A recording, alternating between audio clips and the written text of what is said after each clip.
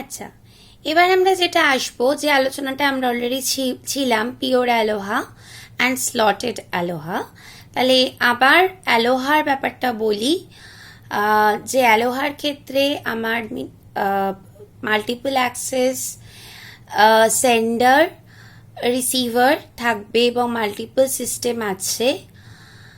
Multiple sender রিসিভারের মধ্যে কনভারসেশনটা একটা চ্যানেলের মধ্যে দিয়েই হচ্ছে, এই কনসেপ্টটা নিশ্চয়ই সবার এই অবধি বোঝা গেছে যে আমার different conversation, different data conversation একটা চ্যানেলের মধ্যে দিয়েই হচ্ছে। তাহলে বিভিন্ন সেন্ডার বিভিন্ন সময় ফ্রেম সেন্ড করছে রিসিভারের কাছে একটা চ্যানেল, সেই জন্য আমরা বুঝতে পারবো চ্যানেলটাকে সেন্স করে চ্যানেলটা আইডল আছে না বিজি আছে। যখন আমি দেখছি যে চ্যানেলে কোনো ডেটা নেই, তখন বুঝবো যে হচ্ছে সেন্স করব। যখন ডেটা নেই তখন সেটা বলছি আইডল, আর যখন চ্যানেলে ডেটা আছে সেন্স করতে পারছি তখন বিজি। বারবার এটা তোদের একটা কথা যে তোরা বলছি মানে মনে করবি যে ডেটাও বুঝতে পারবে কি করে, তাহলে কি সিকিউরিটি বা কি ব্যাপার? বুঝতে পারবে ডেটা যাচ্ছে, কোনো বুঝতে পারবে কোনো ফ্রেম যাচ্ছে, কিন্তু সেটা অ্যাক্সেস করতে পারবে না। হ্যাঁ, এটা কিন্তু সবসময় তাই হয় যে কোনো চ্যানেলের মধ্যে দিয়ে ডেটা যাচ্ছে কিনা সেটা আমরা ইনক্লুড করে বুঝতে পারি, কিন্তু সেই ডেটাটা এনক্রিপ্টেড থাকলে তার মিনিং আমরা বুঝতে পারবো না বা সেটা আমরা অ্যাক্সেস করতে পারবো না।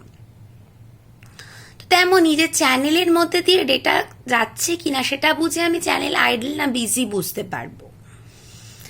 হ্যাঁ, এবার অ্যালোহা বলছে যে কোনো সেন্ডার কখনো ডেটা সেন্ড করার আগেও দেখবে না চ্যানেল আইডল আছে না বিজি আছে, ও ডেটাটা সেন্ড করে দেবে।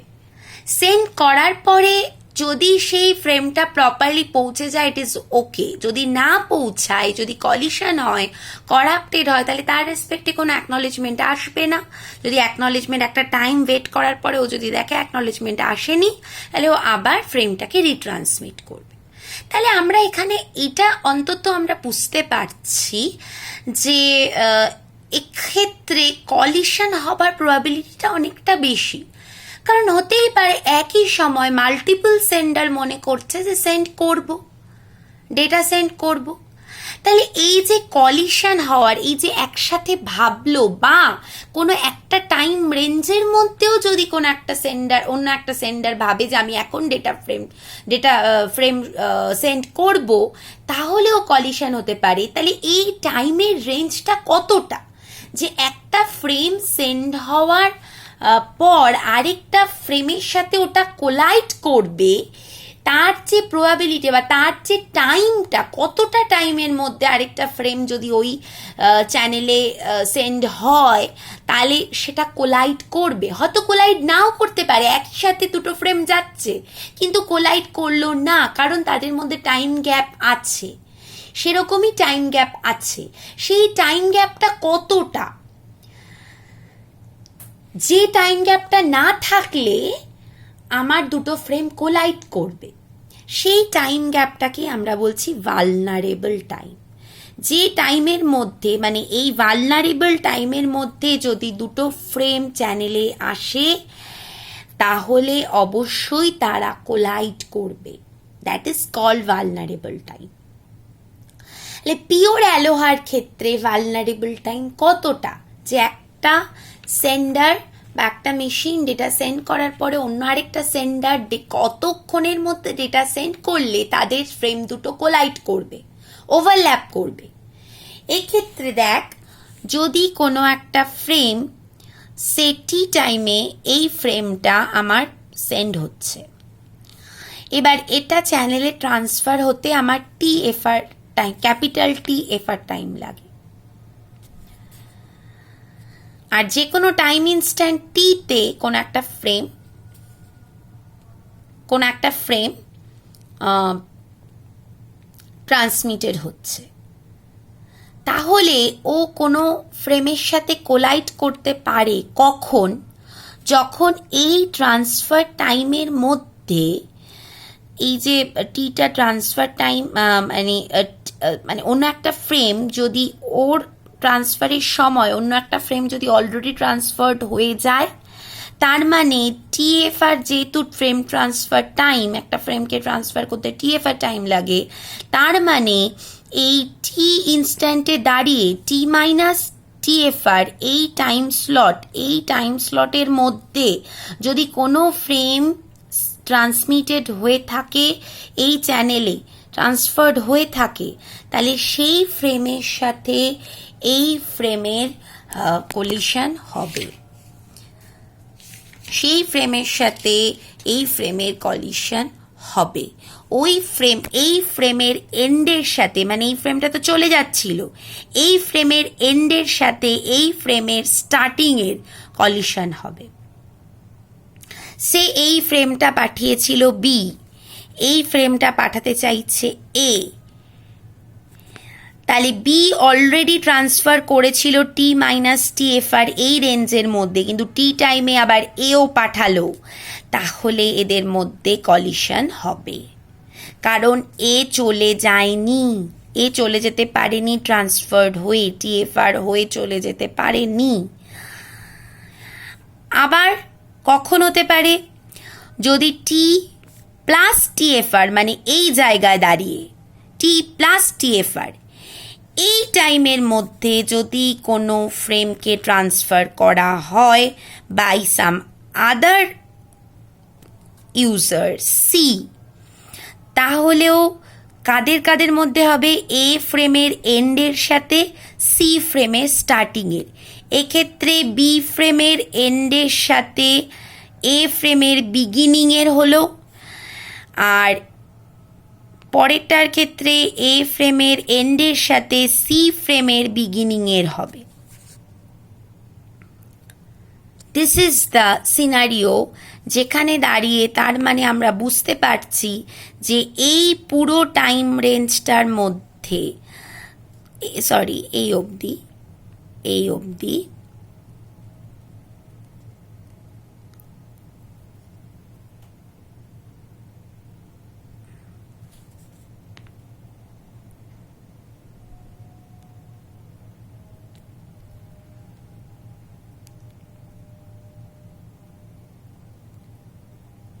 এইটা হচ্ছে টি, এইটা হচ্ছে এইটুকুটা হচ্ছে টিএফআর, এটা টিএফআর, এইটা হচ্ছে টি প্লাস টিএফআর, আর এইটা হচ্ছে টি minus TFR.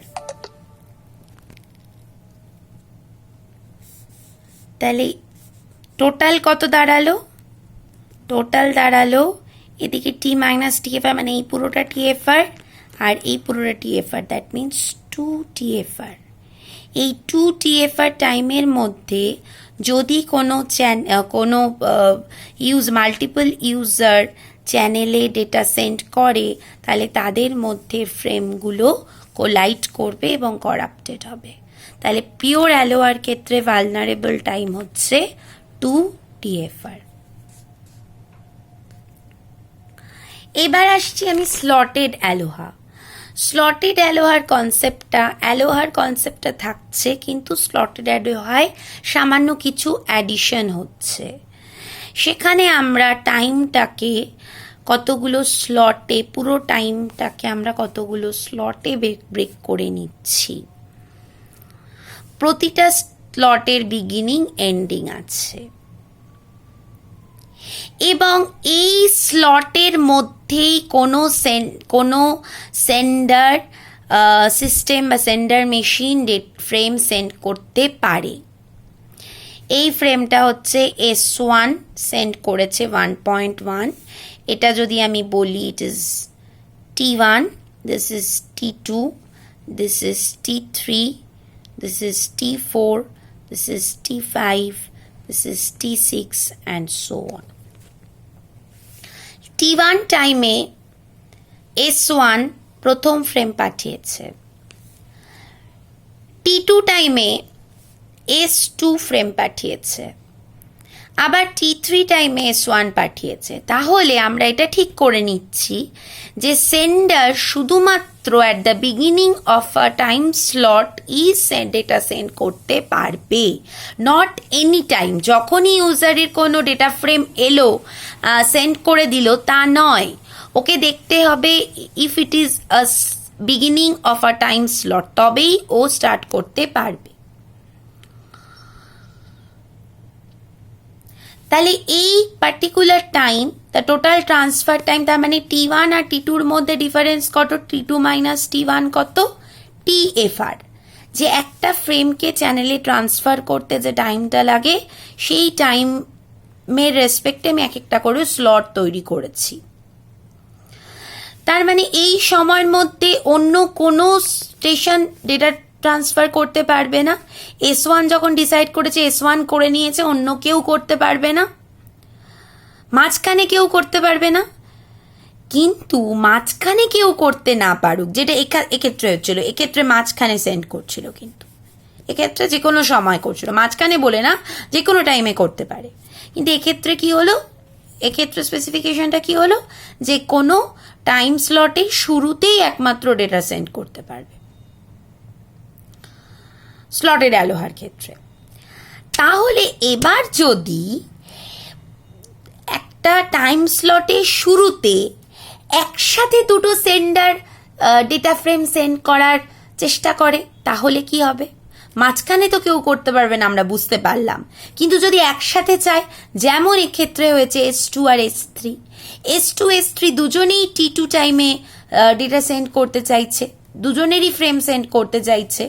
This is 2.1, this is 3.1, দুজনেই ফ্রেম সেন্ড করতে চাইছে, দ্যাট মিনস কলিশন হলো। আবার T3 টাইমে S1 1.2 ফ্রেম পাঠাচ্ছে, আর T3 টাইমে S4 4.1 ফ্রেমটা পাঠাচ্ছে। তাহলে দুজনেই ডিসাইড করলো at the beginning of time slot 3 যে আমরা সেন্ড করব। এই দুজনেই চ্যানেল ট্রান্সফার করতে শুরু করলো এবং কলিশন হলো, করাপ্টেড হলো। কিন্তু আবার 1.1 2.1 এর মধ্যে কোনো অসুবিধা নেই, কারণ দুটো আলাদা টাইম স্লটে গেছে, এদের মধ্যে ওভারল্যাপিং হবে না।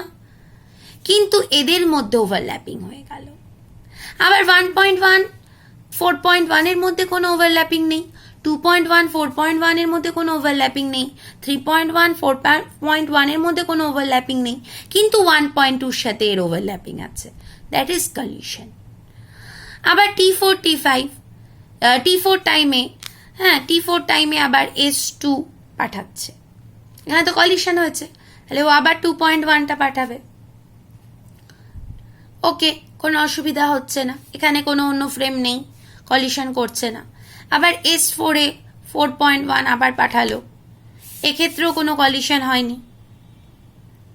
তাহলে আমার কলিশনের চান্সটা, টাইমটা 2 TFR যেটা ছিল পিওর অ্যালোহার ক্ষেত্রে, সেটা কমে গিয়ে কত হলো? TFR। তার মানে এক্ষেত্রে ভালনারেবল টাইম হয়ে গেল